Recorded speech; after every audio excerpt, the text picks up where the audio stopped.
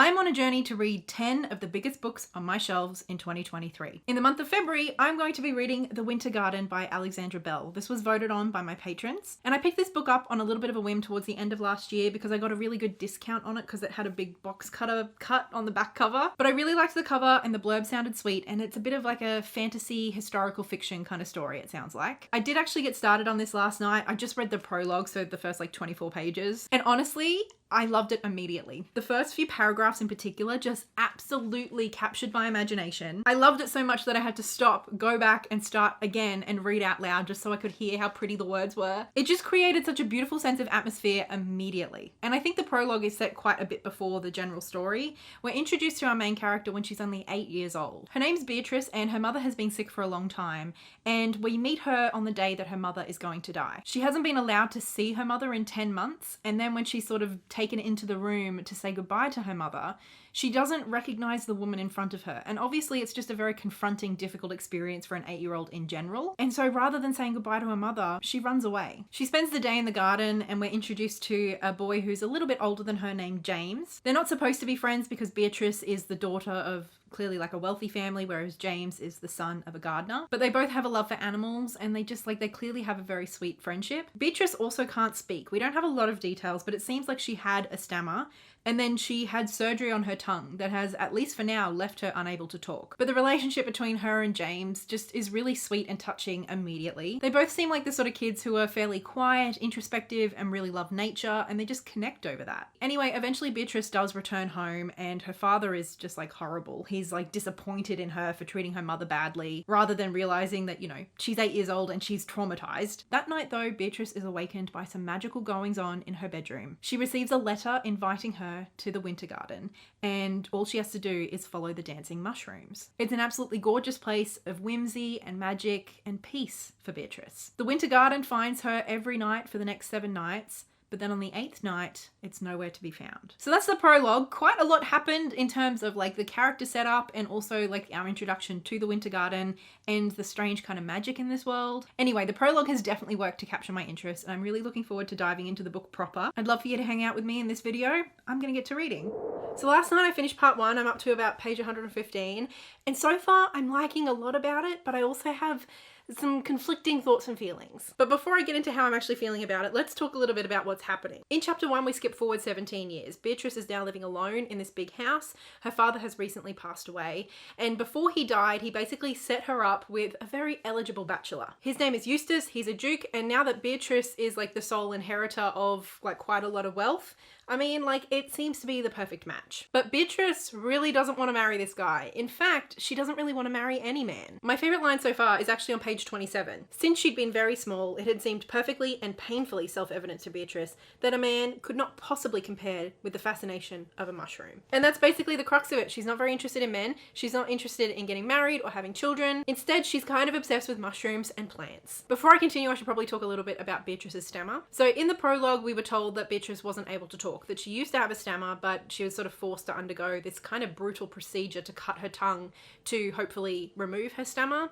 Her tongue has healed, so she can now speak, but she still has the stammer. And as with a lot of people, her stammer is much more pronounced when she's stressed or anxious or having to talk to people who don't make her feel safe. And so she writes a letter to Eustace, basically breaking off the engagement, apologizing, but saying that, you know, this is not something that she wants to do. He basically ignores this letter and just says that he forgives her and that he'll see her on their wedding day. The wedding day comes, and at the aisle, Beatrice tells Eustace that she will not marry him. Everybody is shocked and aghast, and Eustace is honestly kind of a dick about the whole thing. James, the sweet boy from the prologue, is also still part of the story, although not quite as present as he was in the prologue. Basically, he has taken his love and passion for plants and become a very well-known and respected plant expert, and he's one of the greatest and most famous orchid hunters. People who go across the world to discover the most beautiful and exotic orchids and then bring them back to England to sell to rich people. We have another main character who's introduced. Her name is Rosa, and she comes from like a wealthy American family. She's come to England to try and find like a really good husband. She wants that title. She and Beatrice are really good friends, and I liked their dynamic immediately. She's quite an interesting character too, because she's kind of like an engineer. She creates clockwork creatures, like little mechanical pets, whether they're birds or she has a little dog that she loves, and they sort of act and behave as if they're real creatures. Anyway, after Beatrice calls off her wedding, she decides that seeing as she's got all this money, she wants to be a spinster and she wants to travel the world to discover more more about really cool mushrooms. Partly because she wants to gain access into like the scientific community, which she knows will be a challenge seeing as she is a woman, but also because she wants to find the Winter Garden again. So while she's off traveling the world, making some cool discoveries, Rosa ends up marrying Eustace instead. Obviously, he's a duke and she's rich, so again, they make a good pair. However, we have already had some pretty strong indications that Eustace may not be a very nice man. So that's the general gist of what's happening so far, but I think I'm going to keep reading and I'll update you on my personal thoughts and feelings soon. I've just finished part 2, I'm up to part 3, and I've read 300 pages, and I feel like it's time that we had a really good check-in. There is an awful lot going on in this book, so I feel like there's a lot to catch you up on, but also I'm having a bit of like a roller coaster of emotions while going through this as well. Before I dive into what's been happening in part 2 and talk to you about how I'm feeling about that, I did want to talk a little bit, like circle back to something that I mentioned in the previous section. I mentioned that I was feeling kind of conflicted and that I wasn't really sure how I was feeling about a couple of things that were happening in the book. And I've had a little bit more time to process, and obviously I have a little bit more data now. So I thought we could talk about it, even if I'm still not really sure. Basically, it's a thing that can sort of be a little bit of a challenge in any sort of like whimsical historical fantasy story. It doesn't even have to be fantasy, just honestly anything historical. And that is obviously oppression and its many different forms. I feel like we are exploring the oppression of women to a certain extent through the characters of Beatrice and Rosa, and I will talk a little bit more about that in a second. But with this being set in England in a kind of Victorian era, especially with a woman who's come from America, whose family is very wealthy, I think there are some sort of questions that arise about the wealth of these people and where that comes from and who it's harming. And primarily in this case, I'm speaking about racism and slavery. I think some historicals tackle this by like not tackling it at all and kind of just avoiding the topic entirely, almost pretending it didn't exist and that this story exists outside of that. Other stories dive right into tackling those things head on, and often that becomes one of the main themes of the book. This book sits somewhere weirdly in the middle, although definitely closer to the end of pretending it doesn't exist. And that is that in the first part, we just had a few casual throwaway lines alluding to where Rosa's family's wealth in particular has come from. For example, she just kind of like casually mentions her family's plantation or the black enslaved woman who served as her nanny growing up. It isn't challenged in the text at all, it's just kind of there. And ultimately my discomfort came from situations like this. There's a couple of other examples like a freak show with a bunch of disabled people, like stuff like that. It's kind of icky. There is a little bit more pushback on that, but not very much. And I'm aware that these are realities of that time. And so part of me is kind of like happy to just at least see it acknowledged in the text rather than pretending this exists in some beautiful idealized version of Victorian England. But the other part of me is just like, oh, okay, so we're just glazing over the plantation thing, righto. One of the reasons I wanted to keep reading is to see if those things were developed or tackled or challenged or just touched on any further in the book. But at least from my recollection, there was no further discussion on those topics in part 2.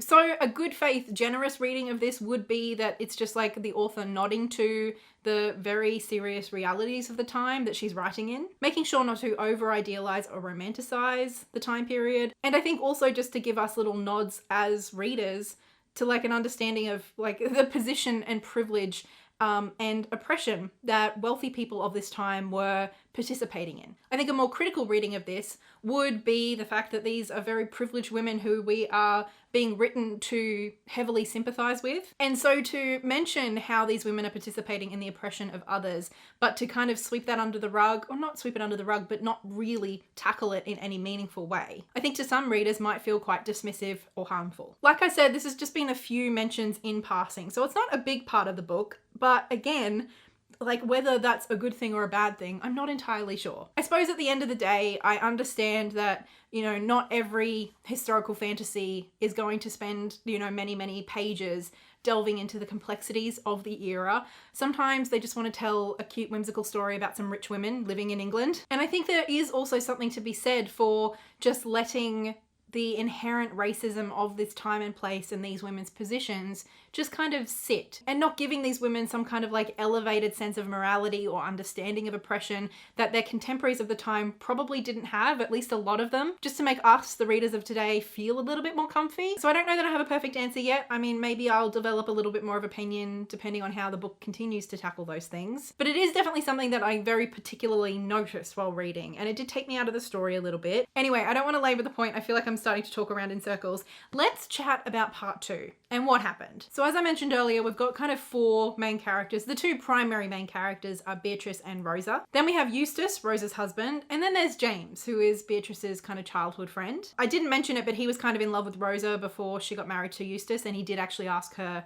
to marry him, but she said no because she wanted a title, and he's just a gardener. Anyway, for a lot of part 2, Beatrice is gallivanting around the world, globe-trotting, investigating and studying different mushrooms and plants with the aim of returning to England and being accepted into this scientific society, which she knows will be hard because she's a woman. While she's on these travels, she is also kind of trying to find information about the Winter Garden. And it turns out that there is this whole kind of like underground community of people who've heard of it but never been but want to. As I mentioned in part 1, Rosa ended up marrying Eustace, and like we had some pretty strong indications that he was not a very nice man, and we have had that fully realized now in part 2. He's often very demeaning to Rosa, and then obviously consummating their marriage turns violent quite quickly and ultimately becomes non-consensual. Rosa actually tries to speak to him about this, thinking that, you know, if they can just figure out a way to talk to each other about sex, that their lives will be much happier. But he immediately shuts her down and reminds her that, you know, he's her husband and that she is his property. Dick move. And so Rosa spends months building this army of clockwork ravens to protect herself. And she tells Eustace, if you ever try to touch me again, these ravens will claw your eyes out and like kill you, basically. So he backs off, but he's still a total dick to her. Anyway, it turns out that she's pregnant, and she's pregnant with twins. In the house, there's also this strange like 8-year-old ghost boy who nobody else can see except Rosa, who keeps telling her strange things about an icicle carousel that can grant one wish. And after discovering a book about the Winter Garden that only sometimes shows an icicle carousel, but other times doesn't, Rosa becomes convinced that she is the one who is supposed to make this carousel, and she wants to make it and wish to have her husband be a good, kind man, basically. While away, Beatrice starts to struggle with like really low, intense melancholy, she calls it. We might call it something like depression. She does attempt to seek medical help for it, but she's basically laughed out of the room and told that because she's living in the unnatural state of spinsterhood, she really can't expect much more. And when she does return to England and present her findings to the scientific community, she's laughed out and told that women will never be accepted. James is kind of around selling beautiful rare orchids to Rosa and also kind of developing a bit more of a friendship again with Beatrice. Beatrice hasn't been successful in finding the Winter Garden, but one day she receives a letter from the Spider Queen. It says, "Dear Beatrice, you're invited to enter an unusual competition. I am looking for the most magical, spectacular, remarkable pleasure garden this world has to offer. A garden that brings wonder and amazement to people's lives. The winner will be picked at the end of next year, upon New Year's Eve. They will be required to give up the most wondrous part of their garden. In return, the prize will be one wish from the last of the Winter Garden's magic. Yours sincerely, the Spider Queen." So obviously Beatrice is super excited about this, and she kind of becomes obsessed with the idea of winning this competition. She plans to use some of the things that she's discovered overseas and with James's help to like bring beautiful things back to England to make the most wondrous, beautiful garden anyone's ever seen. The wish that she wants is, of course, to go back in time to the day that her mother died and to be able to say goodbye to her mother properly rather than running away in fear as she did. It's something that continues to haunt her, and it's the one thing in her life she truly regrets. Meanwhile, Rosa has had her babies and she becomes a very committed mum, even though Eustace kind of mocks her for that as well. He says, you know, a duchess shouldn't be worrying with taking care of the babies. They should just hand that off to the wet nurse and the nanny. But she's really dedicated to these kids.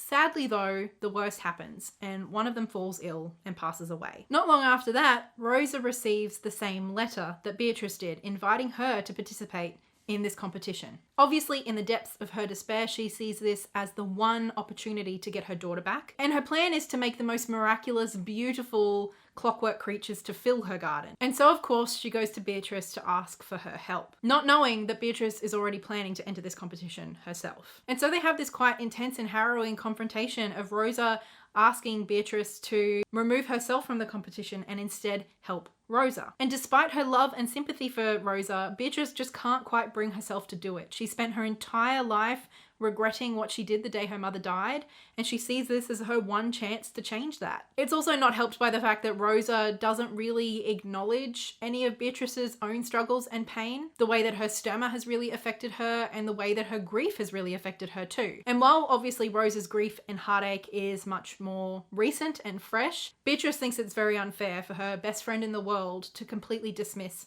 any pain she's been through in her life. And so this really awful confrontation basically ends their friendship, and it's horrible. So at this point, I'm kind of torn. I really enjoy a lot of the whimsy and the magical elements of this world, and I also really sympathize for both Rosa and Beatrice. Even though we haven't spent a lot of time in the Winter Garden itself, there's just a lot of little elements of like very low magic throughout the story that I find honestly very beautiful. For example, at Esme's funeral, James gives Rosa a seed to a mourning orchid. And he explains that basically this is an orchid that can only be planted by someone in mourning, and that it grows from grief. And the way that this is described and the way that we see it play out is honestly just so touching. It's all those details that just make this such an immersive, beautiful reading experience for me. I'm even enjoying quite a lot about the plot. I find it quite interesting watching these women sort of live very different lives, especially Beatrice going off around the world to discover more about plants. In some ways, in fact, Beatrice and her journey remind me a little bit of Lady Trent. The Lady Trent memoirs by Marie Brennan is one of my favorite fantasy series, and that is set in kind of like the fantasy equivalent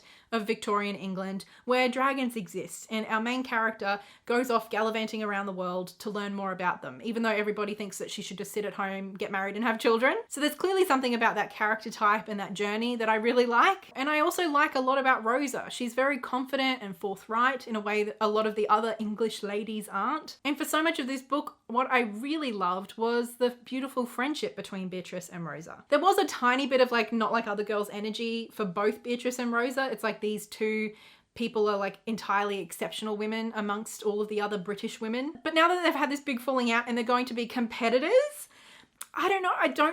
I just don't know if I'm going to be able to enjoy the rest of this. I don't know the direction it's going to go in. Before, this felt like two very privileged but slightly socially outcast women who just had this kind of really beautiful, healthy foundation of friendship, who really saw the best in each other. And in one conversation, that is completely demolished. And I'm a little bit heartbroken. On top of that, reading the blurb and when I picked this book up, I was expecting something quite cozy and light and whimsical. And there definitely are whimsical, beautiful, magical, evocative elements to this, but overall the story has been quite sad. We've got the death of the mother and an awful lot of grieving and regret around that. We've got a husband who's raping his wife and then she falls pregnant with twins and one of them dies. Ultimately, so far at least, the primary, very front and center themes of this story are grief and regret. And so it is not the light, fluffy time I was expecting when I started reading it. Even after the prologue, I sort of thought we were going to have the tragic, childhood backstory and then it was going to become this whimsical adventure.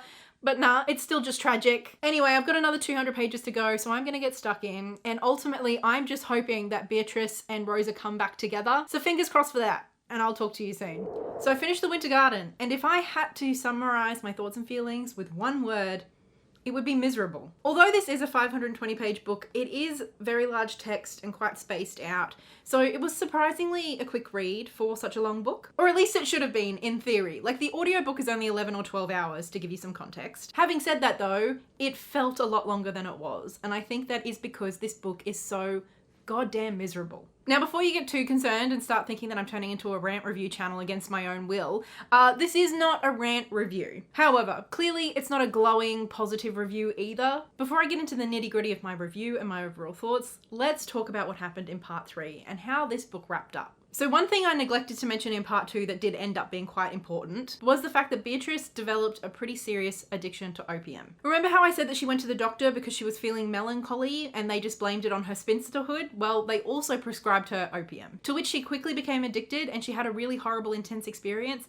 She was having these opium nightmares where she'd basically like hallucinate these horrid things during the night. And overall, it was just very clearly taking a toll on her by the end of the book. The big horrible thing that happened to Rosa in part 3 was that her daughter was taken away from her. Basically, Eustace and the doctors decided that Rosa was like too close to her daughter and it was making her hysterical. So Eustace took their daughter away and like sent her off with his mother to like a place unknown to Rosa. And he told her that until she got rid of her ravens, that she would not see her daughter again. So obviously by the end of the book, both of these women are just really going through it. And of course, both of them really want this wish from the Winter Garden competition. Rosa has now kind of given up on bringing Esme back from the dead and now just wants her living daughter back with her. That's what she wants her wish to be. Beatrice still just wants to go back to that moment when she was 8 years old and do that day right when her mother wanted to speak to her before she died. She regrets this moment so much and she's basically convinced that her life went wrong from that point forward. So these women spend quite a lot of time putting their beautiful gardens together to impress the Spider Queen to win the competition. With James's help, Beatrice puts together this very quiet, whimsical, beautiful garden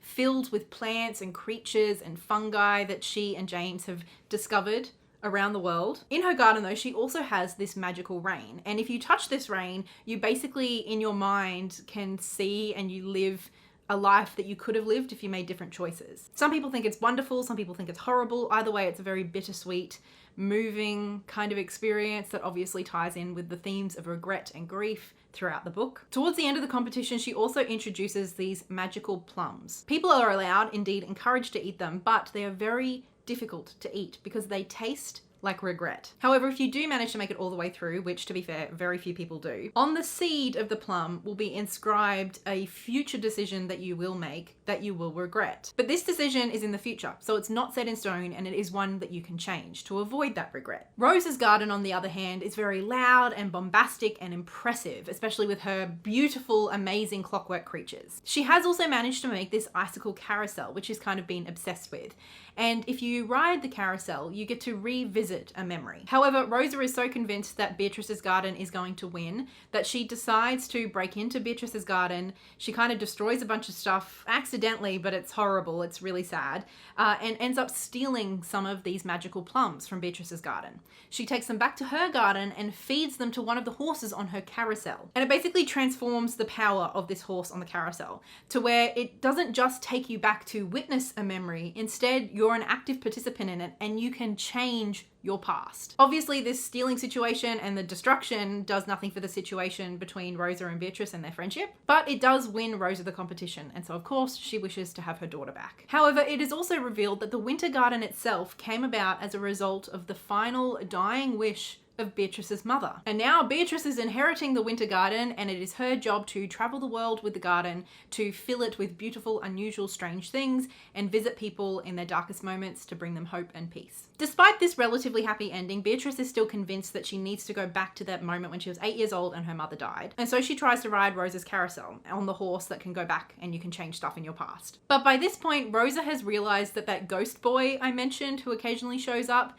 is actually Beatrice and Eustace's son from like a different life. He's absolutely miserable. He hates his mum and his dad. And Rosa realizes that whatever Beatrice wants to change on that day will lead her to marrying Eustace and having a son that she cannot love. So Rosa and the Spider Queen kind of alternate between giving Beatrice this lecture about regret and life and the choices that we make and how you can't have the joy and the light in life without also having the sadness and the dark. So Beatrice decides not to go back into the past, claim her inheritance of the Winter Garden, become its new custodian. And she also suggests to Rosa that she and her daughter should stay in the Winter Garden with her, at least for a little while, so that they can get away from Eustace and figure out what it is they want to do next. In the meantime, we find out that Eustace has been driven mad by Rosa's ravens, and that although there is no evidence, everybody around him basically is convinced that Eustace killed Rosa. And so he admits himself to an asylum. And this kind of reads as him getting his just desserts, which, I mean, an asylum in the Victorian era being used as like victory over a bad character.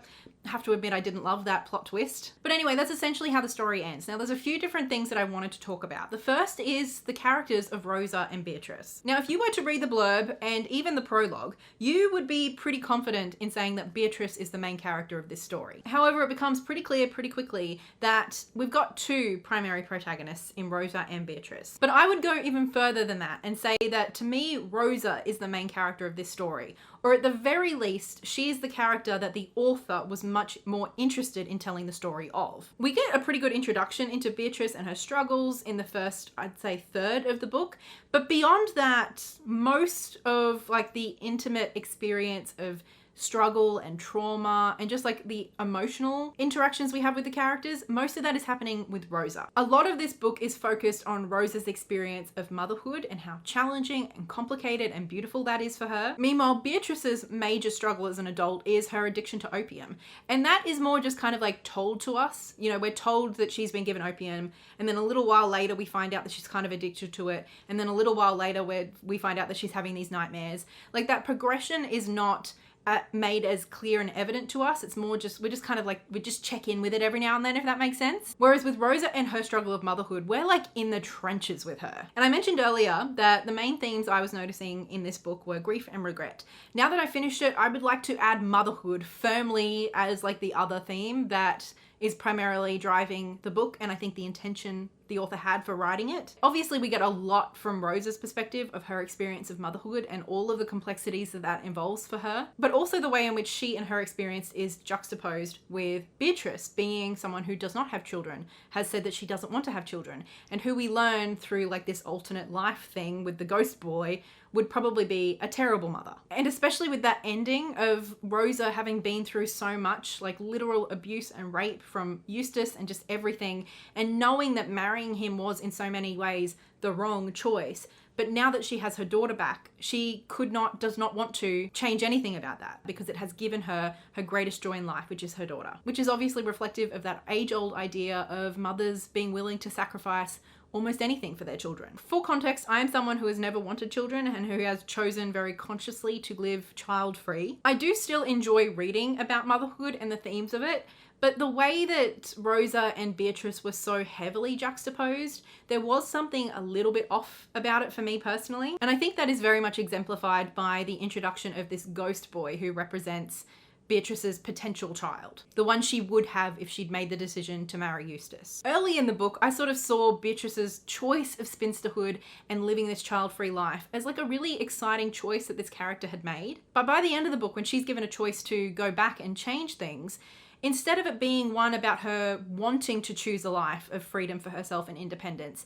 instead it's framed as she would be a terrible mother, so she shouldn't make that choice. And I don't know, at least for me, that felt like a bit of a disservice to the character Beatrice, but also the choice to remain child-free. As if the only reason you would choose to be child-free is because you would be a bad parent, not because that's the life that you want for yourself. Do you know what I mean? I also wanted to circle back to the conversation about oppression, whether it's sexism, racism, colonialism, and the way that this book deals with all of those things very differently. I don't have a huge amount to add in terms of the race and the plantation and the slavery that was like just casually mentioned early on in the book. There were not any further developments on that topic in the third part of the book. Clearly, sexism and misogyny played a really big role in this book, and it was definitely something that the author was commenting on, the way that women were treated in this time and place. I think we see that very clearly with Beatrice and Rosa and their interactions with the men in their life, in particular Eustace, but we also see it for both characters with their interactions with medical professionals. We also see it in the fact that both of these women are highly passionate, intelligent women in their own fields. Rosa with her clockworks and mechanics, Beatrice with plants and biology,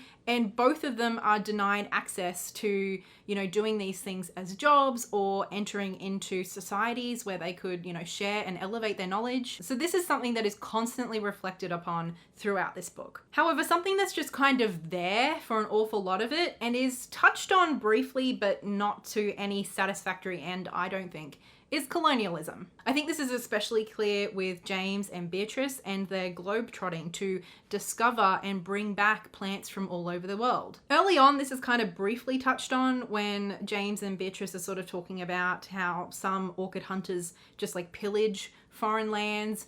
But it's made very clear to us that James is a good orchid hunter because he really cares about the plants, and he even sings to them in their native language to make them healthy. And of course, when Beatrice is planning her pleasure garden to enter into the competition for the winter garden, she and James travel around the world again to collect specimens and bring back plants for her garden. And she does mention that she's going to be like buying them from a grower rather than just digging them up from the forest. But like, I mean, we all know that the power dynamics and all of that sort of stuff, it isn't just as clear as paying someone, especially from wealthy English people in the Victorian era. Even if we're told Beatrice and James are like the good people and they're doing it the right way, ultimately they're both still profiting off of taking from other cultures. And they're both profiting financially and like socially, culturally, by bringing exotic plants to England and calling them discoveries. Beatrice even tries to present a bunch of these things to the scientific community and they laugh her off, and obviously we're positioned to sympathise for Beatrice for being dismissed because she's a woman. But ultimately the knowledge that she's presenting is still stolen knowledge. Although it's kind of admitted, I think it's pretty clear that she would not have been the first person in the world to have discovered the things that she discovered. She might be the first person in England, but that is quite different from being the first person, if you know what I mean. Also, there was one moment that I literally just kind of laughed at how tactless and like borderline hypocritical it read. And that was when Beatrice was sort of like talking about how much she hated people coming to her garden and feeling the need to take little things as souvenirs. And she was sort of like, I just don't understand why people can't just come and look at beautiful things and appreciate them for what they are without wanting to take them and own them. When that's like literally what she did. That is literally what she did. She went around the world and took things out of their natural habitats, away from their climates that they thrived in, and brought them to England and planted them in her garden so that she could own them and profit off them and win a competition. And like, it's framed positively because people like James and Beatrice, they understand the true beauty of plants in a way that other people just don't. And they love their plants so much. But like, ultimately, that underlying bullshit is still there. Do you know what I mean? Okay, clearly this book has been quite thought-provoking for me. And clearly there are an awful lot of things about this book that I have not enjoyed. There are elements that I felt were done quite poorly, and plenty of elements that felt problematic to me, or at least felt quite ignorant for a book published in 2022. Having said that, this was not like a hate-filled book that just made me angry while I was reading. And in fact, the opposite. There were some absolutely beautiful descriptions of the gardens and Rose's clockwork that were utterly immersive, were totally captivating, and made me love elements of this book. And although I did not go into this book with very strong expectations or very high expectations, as I mentioned earlier, it was just a book that I read the blurb of and I thought it sounded cute. I have to say that the marketing, or at the very least the blurb, I think did set me up for a very different experience than the one that I actually had. The blurb makes this book sound like it's going to be a very whimsical, lighthearted story full of fun and adventure, and that the competition is going to be a really big part of the plot and the story. Instead, what I got was a book about abuse, regret, grief, colonialism, addiction, ableism, sexism, and betrayal. And obviously my favorite part of this was the descriptions of the gardens. The Winter Garden, Rose's garden, Beatrice's garden. But funnily enough, despite the title, we actually don't spend much time in the Winter Garden itself at all. It's introduced in the prologue and we get little glimpses of it through Rose's 8-year-old eyes. We literally don't see it again until right at the end, and not for very long. Instead, most of this book is spent thinking about the Winter Garden, dreaming of the Winter Garden, longing for the Winter Garden. And I think in so many ways that actually was a very clever and beautiful reflection of a lot of the themes throughout the book. So although I absolutely loved certain elements of it, the prologue was one of the most captivating beginnings to a book I've read in a long time. The sense of place and atmosphere, especially when describing the different gardens throughout the book, was absolute perfection in my mind. But aside from all of that beauty, most of the other elements of this book were either like utter misery or kind of problematic. And so at the end of the day, I didn't really enjoy reading this. When I picked this up, I thought I was going to get something like The Starless Sea, maybe just with a little bit more substance. And I think there is still something here that reminds me of The Starless Sea, but where my issue with that book was that it was utterly superficial, this book almost wallows in its own misery and self-pity. But anyway, those are my thoughts and feelings on this. I'm really hoping that my big book challenge starts to pick up, because I can't be out here reading a bad big book every month. I can't do it. I don't have the strength, I don't have the resilience. Like, I'm out here actively trying to overcome my big book fear, and instead I'm just having my notion that anything over 350 pages is usually not worth it reinforced. This isn't how it was supposed to go. Anyway, I promise the next reading vlog you see from me is going to be a lot more positive. I'm already halfway through it and I'm having a much better time. I'm not reading big books, but I am reading some fun books, so be on the lookout for that. And if you would like to catch up on my big book challenge, last month I read Priory of the Orange Tree, and you can watch that vlog here. Let me know down in the comments if you have read this book, what you thought of it. Did you enjoy it more than I did? I certainly hope so. Before I go, I have to say a big thank you to my wonderful patrons over on Patreon for all of their support, and especially a big thank you goes to Livia, Lynette Brown, and Marie. But that's all from me. Until next time, happy reading. Bye.